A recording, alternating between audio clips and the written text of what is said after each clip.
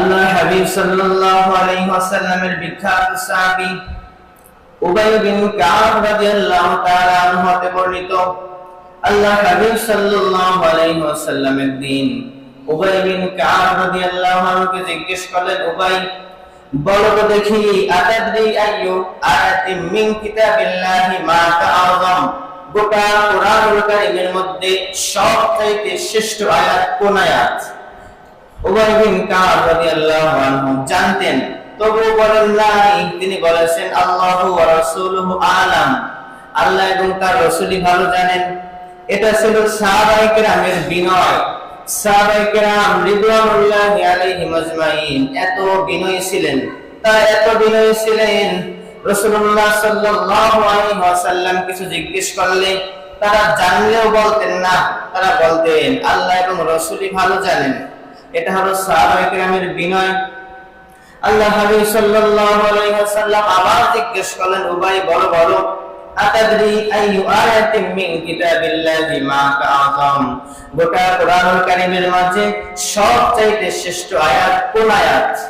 তখন উবাই বিন কাব রাদিয়াল্লাহু আনহু বলতে লাগলেন, আল্লাহু লা ইলাহা ইল্লা হুয়াল হাইয়ুল কাইয়্যুম। আল্লাহ হাবিব সাল্লাল্লাহু আলাইহি ওয়াসাল্লাম খুশি হয়ে গেলেন।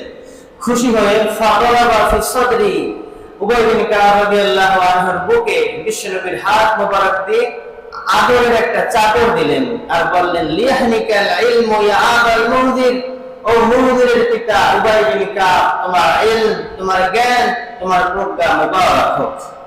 আবার আল্লাহর হাবিব সাল্লাল্লাহু আলাইহি ওয়াসাল্লামকে জিজ্ঞেস করা হলো, ইয়া রাসূলুল্লাহ আইয়ু আয়াতিন কিতাবিল্লাহি মা তাআযাম, গোটা কোরআনুল কারীমের মধ্যে শ্রেষ্ঠ আয়াত কোন আয়াত? আল্লাহ হাবিব সাল্লাল্লাহু আলাইহি ওয়াসাল্লাম বললেন, আযামু আয়াতিন মিন কিতাবিল্লাহি আয়াতুল কুরসি, গোটা কোরআনুল কারীমের মধ্যে সবচেয়ে শ্রেষ্ঠ আয়াত হলো আয়াতুল কুরসি। এই একটা এত দামি, এত দামি।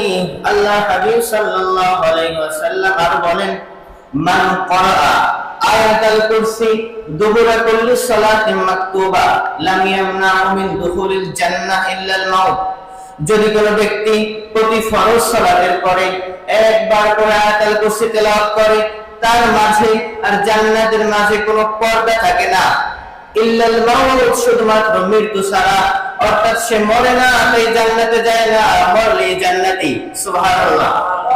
আবার আল্লাহ হাবিব সাল্লাল্লাহু আলাইহি ওয়াসাল্লাম বলেন, মান ক্বারা আয়াতুল কুরসি দুবুরা সালাতিল মাকতুবা কানা ফি জিম্মাতিল্লাহ ইলা সালাতি উখরা, যদি কোনো ব্যক্তি প্রতি ফরজ সালাতের পরে আয়াতুল কুরসি পড়ে, তাহলে এক সালাত থেকে অপর সালাতের মধ্যবর্তী সময়টা ওই ব্যক্তি আল্লাহর জিম্মায় চলে যায়, তাকে আর কেউ কোনো ক্ষতি করতে পারে না। আবার আল্লাহ হাবিব সাল্লাল্লাহু আলাইহি ওয়াসাল্লাম সাহাবায়ে কেরামকে বলতেন, ও সাহাবারা শোনো শোনো, ফাইদা আওয়াইতা ইলা ফিরাশিক, তোমরা যখন বিছানায় ঘুমাতে যাবা, ফাকরা আয়াতুল কুরসি, তখন তোমরা আয়াতুল কুরসি পড়ে নিও, কেননা লা ইয়াজাল আলাইকা মিনাল্লাহি হাফিজ, তোমরা যখন আয়াতুল কুরসি পড়ো, রব্বুল আলামিন সঙ্গে সঙ্গে একজন ফেরেশতা নিযুক্ত করে দেন। ওই ফেরেশতা সারা রাত তোমার পাশে দাঁড়িয়ে দাঁড়িয়ে তোমাকে সাপোর্ট করে, তোমাকে পাহারা দেয়।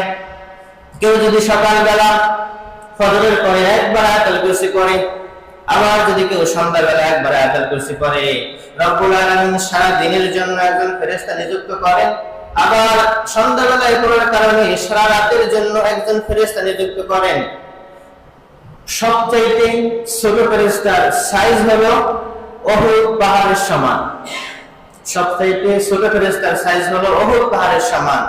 উহুদ পাহাড়ের দৈর্ঘ্য হলো 7.5 কিলোমিটার লম্বা। আপনি যদি সকালবেলা সন্ধ্যাবেলা আয়াতুল কুরসি পড়েন, ওই 7.5 কিলোমিটার লম্বা একজন ফেরেশতা আপনার জন্য আল্লাহ নিযুক্ত করে দিবেন। আপনাকে কোনো জিন শয়তান, কোনো মানুষ শয়তান কিছু কোনো ক্ষতি করতে পারবে না।